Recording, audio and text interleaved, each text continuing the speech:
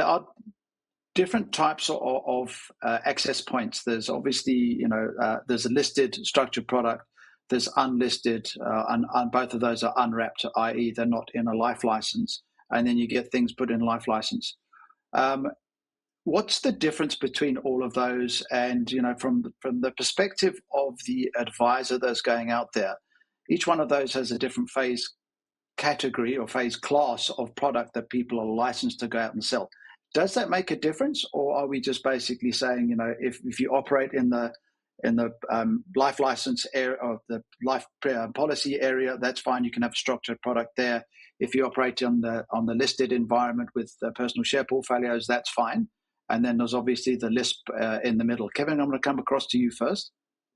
Thanks. So from an issuer's perspective, that's an accessibility point, right? We are obviously driven to make sure we get the furthest reach in the market. So we want to be on live wrappers, we want to be at LISPs, we want to be on the JSE or on the exchange, wherever it's required. So first of all, let me just unpack listed versus unlisted.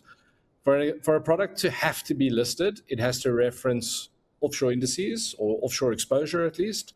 And when that's done, it's called inward listing, and it uses the bank's what we call macroprudential limits. So very simply, if you want to go buy dollars, you've got your annual allowance.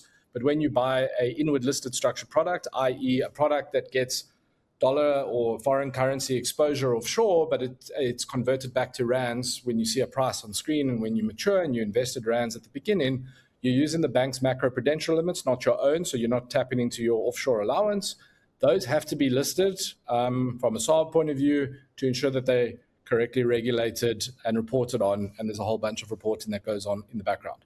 When they are not inward listed, or they are facing an institutional client who can use their offshore allowance, then we can move into the world of OTC.